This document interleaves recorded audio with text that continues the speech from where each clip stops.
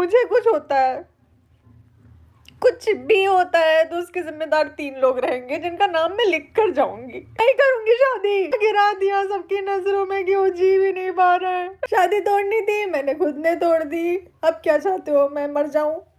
Hey guys, welcome back to my channel. तो कैसे हैं आप सब? उम्मीद करती हूँ कि आप सब अच्छे ही होंगे। आज हम बात करने वाले हैं जगत दीदी के बारे में। जी हाँ, इन्होंने कुछ दिनों से इतना हंगामा मचाया हुआ है सोशल मीडिया यूट्यूब पे कि मतलब हद मचा रखी है सचिन और जगत दीदी दोनों ने। अब कल इनका जो वीडियो आया था, जो ये लाइव आई थी, उसमें ये भर भर के रो रही थी। देखो, पहले मेरा मन नहीं था कि इन दोनों के बारे में कुछ भी रिएक्शन देने का, क्योंकि ऑनेस्टली मुझे ये बिल्कुल मन ही नहीं कर रहा था कि मैं इनके बारे में कुछ भी बोलूं। जो इतना गिर सकते हैं, इतनी नीच हरकत कर सकते हैं, उनके बारे में क्या ही बोलना है। लेकिन कल जब मैंने दीदी दीदी जी का लाइव देखा तो वह साहब, फिर जो आज तक ये सोशल मीडिया पे यूट्यूब पे जो इनके फ्रेंड्स कहते जा रहे थे ना कि ये इतना ब्लैकमेल करती है, लोगों को मरने की धमकी देती है, की धमकी देती है, तो वो कहीं ना कहीं ये साफ दिख रहा था कि वो इनके जो दोस्त हैं वो सब कुछ सही बोल रहे हैं। क्योंकि ये दीदी जी फिर से लाइव आई और लाइव में सब लोग एक्सपेक्ट कर रहे थे कि दीदी जी माफ़ी मांगेंगी, लेकिन उल्टा इन्होंने तो ये तो अपनी ऑडियंस पे ही चढ़ गई कि आप लोग मेरे बारे में ऐसा क्यों बोल रहे हो। अरे भाई, जैसा काम करोगे वैसा ही तो बोलेंगे ना। आप काम ऐसा करोगे तो लोग आपकी तारीफ तो नहीं करेंगे।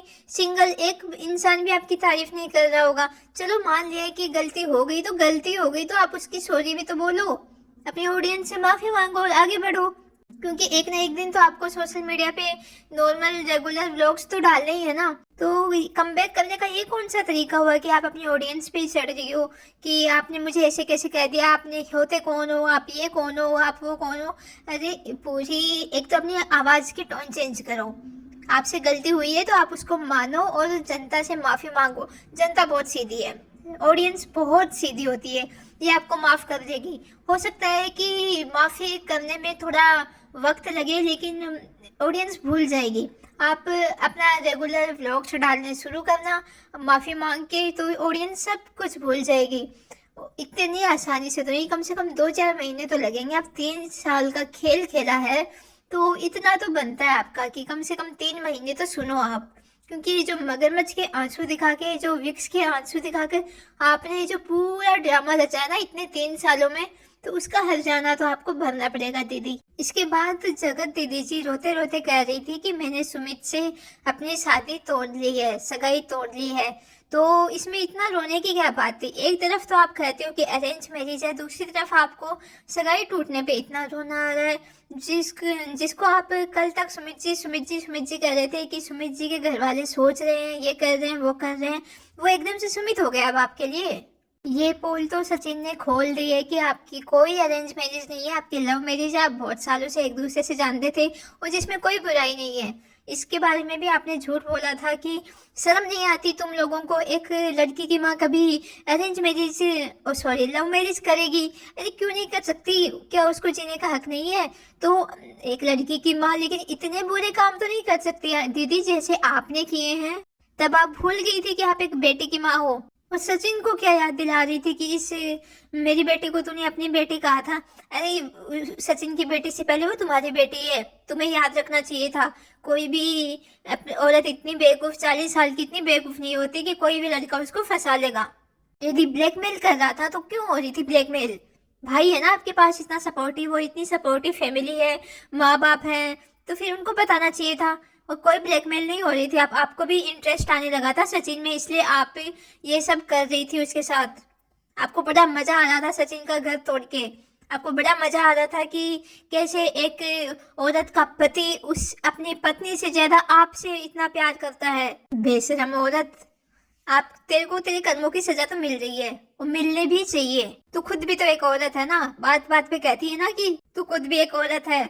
तो फिर कैसे तुझसे मनीषा का दर्द देखा गया? तब तो बड़ी खुश हो रही थी कि मैंने किसी का पति मेरे पीछे, मेरे पे इतना मरता है। और क्या कह रही थी उस वीडियो में कि क्या है तेरे सचिन में, क्या है तेरे सचिन में, मेरे पीछे कॉलेज की लाइन लगे पड़ी है। तो फिर तूने क्या देखा सचिन में, जो तू इतनी पागल हो रखी थी, वो जान जान मरने मारने की बातें कर रही थी। दूसरा क्या कह रही थी कि मैंने सुमित से शादी तोड़ दी है। अरे तू होती कौन है यार शादी तोड़ने वाली? एक तरफ तो तू अरेंज मैरिज बता रही है, दूसरी तरफ तू खुद ही शादी तोड़ रही है, खुद से ही सब कुछ कर रही है। क्योंकि अरेंज मैरिज में तो दोनों तरफ की फैमिलीज इंक्लूड होती है ना, इन्वॉल्व होती है ना, तो फिर तू अकेले कैसे शादी तोड़ देगी? यहाँ भी आपका झूठ पकड़ा गया दीदी। सुनने में तो ये भी आ रहा है कि तुमने नहीं, सुमित के घर वालों ने शादी तोड़ी है। और इतना सब कुछ सुनने के बाद कोई भी घर वाला क्यों अपने बेटे की शादी ऐसी औरत से करवाना चाहेगा? चलो विधवा है ठीक है, एक बच्ची की माँ है ठीक है, कोई नहीं, लेकिन इतनी गिरी हुई औरत जो जिसको उसने भाई बना रखा था उसी से चक्कर चला रही है, उसी के साथ एक बेड पे सो रही है, और इतना सब लोगों के समझाने के बाद भी उसको अकल नहीं आ रही थी। एक आदमी को अपने प्यार में इतना पागल कर चुका था कि वो 2 बार अटेम्प्ट भी कर चुका था, और इसके बाद तो सुमित से सगाई के बाद भी सचिन से होती रही थी। तो ये लॉयल तो सुमित के लिए भी नहीं है, और सचिन के लिए भी ये एक तरह से लॉयल नहीं है, क्योंकि जब सचिन कह रहा था कि भाग चलो मेरे साथ, तो लॉयल तो ये सचिन के लिए भी नहीं थी। ये बहुत ही ज़्यादा सेल्फिश औरत है। सुमित का ये कहना है कि दोनों परिवारों ने आपसी बात करके म्यूचुअली ये शादी तोड़ी है। सुमित ने जैसे पहले भी बताया था कि उनके घर वाले इस शादी के लिए तैयार नहीं थे, लेकिन फिर भी उन्होंने अपने बेटे की खुशी के लिए हाँ कर दी थी कि कोई नहीं, तुम खुश रहोगे, तुम्हारी खुशी में हमारी खुशी है। और लेकिन इतना सब कुछ होने के बाद तो ऐसी बहू तो कोई भी नहीं लाना चाहेगा अपने घर में। और दीदी जी को इतना दुख हो रहा था सगाई टूटने का कि अब मैं नहीं करूँगी, यही चाहते थे ना तुम लोग, यही चाहते थे ना, नहीं करी मैं शादी। अरे बहुत अच्छा हुआ, सुमित के घर वालों के लिए बहुत अच्छा हुआ, क्योंकि वो एक बहुत ही कंजर्वेटिव, वो बहुत ही ज़्यादा अच्छी फैमिली है।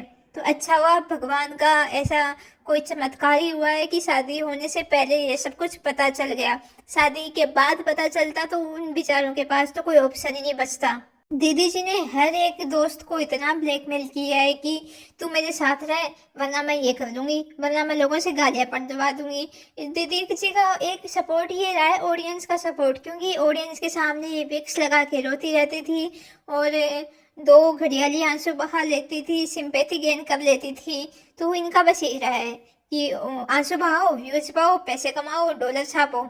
और ऐसा ही इन्होंने सचिन को भी कहा था कि मैंने तो अपनी सगाई से, सुमित के साथ सगाई में ही 15 लाख रुपए छाप लिए हैं। वाह दीदी जी वाह, आपने तो सगाई तक के इमोशन को भी आपने एक बिजनेस बना रखा है, क्योंकि आपको तो आदत हो गई है 4 सालों से जो आंसू बहा रहे थे आप विक्स लगा के। हम ऑडियंस तो ये सोच रही थी कि वो तो आपके असली आंसू है, हाय कितनी बेचारी है, हाय कितना दुख है इसकी ज़िंदगी में, लेकिन ये सब तो फेक निकला। अब आपको जो भी हो, एक तो लोगों के सामने रियल रहना है। आप अच्छे नहीं हो तो वैसे रहो, मुंह फट हो तो वैसे रहो, अच्छे हो तो वैसे रहो, लेकिन जो भी दिखाओ ऑडियंस को एकदम रियल दिखाओ, रियल एंड शो। दूसरी तरफ दीदी जी कह रही थी कि यदि मुझे कुछ भी होता है तो उसके जिम्मेदार 3 लोग होंगे और उनका नाम वो लिख के जाएंगी। तो ये भी एक बहुत ही ज़्यादा इस बात पे भी बहस छिड़ी हुई है कि वो 3 लोग आके हैं कौन। चलो एक तो मानिए सचिन, दूसरा क्या वो मनीषा है, क्योंकि मनीषा का तो कुछ बनता ही नहीं है उसमें नाम लिखने का, क्योंकि मनीषा को तो खुद इन्होंने परेशान किया है, मनीषा की ज़िंदगी तो खुद इन्होंने नरक बना रखी थी। ये कौन होती है मनीषा पे ब्लेम डालने वाली? और तीसरे नाम के लिए बहुत ही ज़्यादा ये कहा जा रहा है कि क्या वो तीसरा इंसान सुमित है या नीतू है, नीतू दीदी है या जेसिका है, कौन है वो तीसरा इंसान? दोस्तों आपको क्या लगता है कि किन 3 नामों के लिए ये दीदी जी इतना हिंट देकर गई है? मुझे अपनी राय कमेंट में ज़रूर बताओ। दूसरी तरफ बात करते हैं सचिन के बारे में। लोगों का ये कहना है कि जब इक्वली दोनों रिस्पॉन्सिबल हैं इस काम के लिए, तो केवल नेहा को ही इतनी गालियाँ क्यों पड़ रही हैं, सचिन को कोई कुछ भी क्यों नहीं कह रहा है? तो इसका जी बिल्कुल मैं भी ये मानती हूँ कि नेहा और सचिन दोनों ही इक्वली रिस्पॉन्सिबल हैं इस पूरे काम के लिए, क्योंकि दोनों ने ही एक दूसरे को भाई बहन समझा था। लेकिन सचिन को लोग इतनी गालियाँ, सचिन को भी बहुत गालियाँ पड़ी हैं, लोगों ने बहुत गालियाँ दी हैं, लेकिन एक तो सचिन ने कभी भी अपना कमेंट सेक्शन बंद नहीं किया। दूसरा उसने सरेआम लोगों के सामने अपनी गलती एक्सेप्ट की है कि हाँ मेरे से गलती हो गई, मैं आपसे माफ़ी मांगता हूँ इस चीज़ के लिए। और लोगों ने धीरे धीरे सही उसको माफ़ कर भी दिया और वो अपनी निजी ज़िंदगी में वापस आ चुका है, बहुत ही खुश है मनीषा के साथ। या फिर ऐसा प्रिटेंड कर रहा है कि वो बहुत खुश है, क्योंकि अभी तक हमने जो भी सिनेरियो देखा है उसमें तो ये लग रहा था कि वो नेहा के पीछे पागल हो रखा था।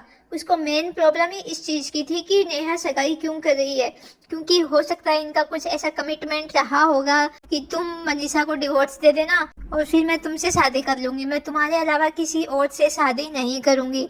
इसलिए बेचारा इतना पागल हो रखा था उसके लिए कि उसको सचिन को बेचारे को कुछ दिख ही नहीं रहा था। बेचारा तो चलो नहीं है, वो बेचारा कहने के लायक तो है नहीं दोनों में से कोई भी। सचिन ने लोगों से माफ़ी मांगी, कमेंट सेक्शन में उसको जो भी गालियां पड़ रही थी कमेंट सेक्शन को कभी बंद नहीं किया, लोगों की खूब गालियां सुनी।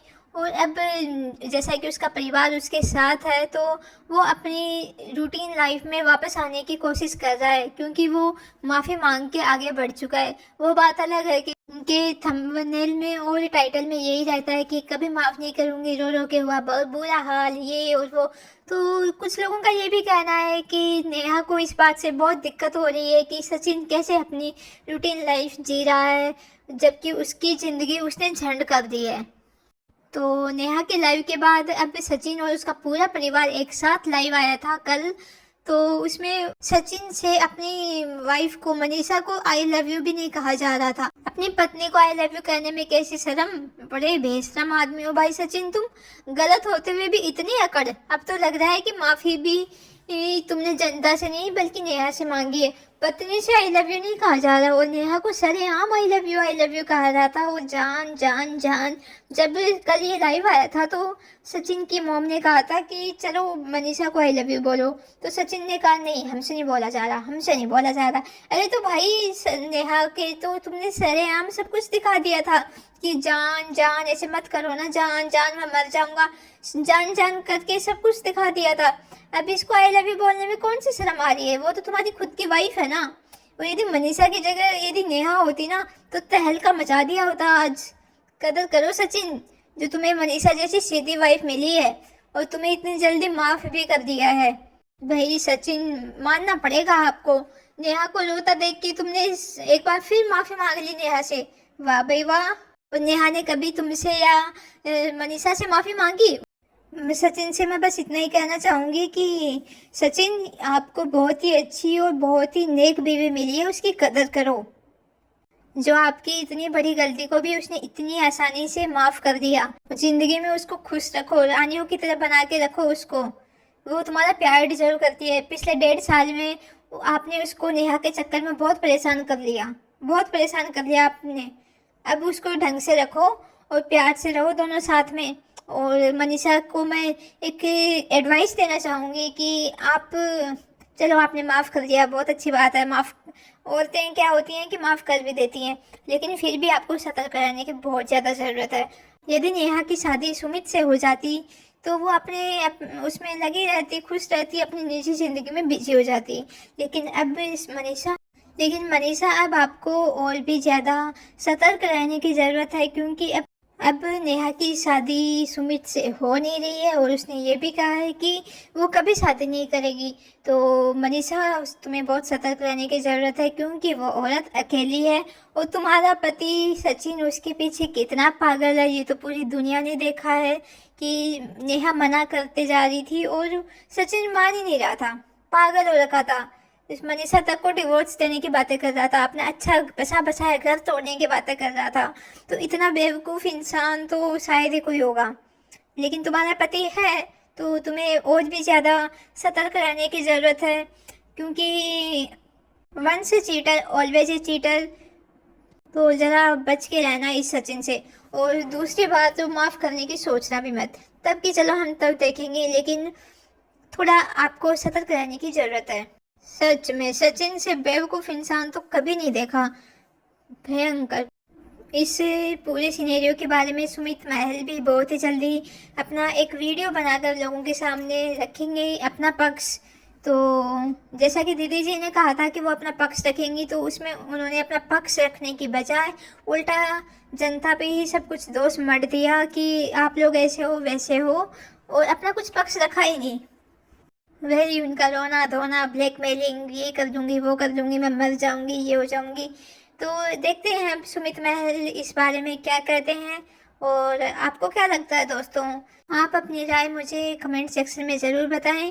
वीडियो पसंद आया तो वीडियो को लाइक करें, चैनल को सब्सक्राइब करें। मिलते हैं नेक्स्ट वीडियो में, तब तक अपना ध्यान रखिए। Bye bye.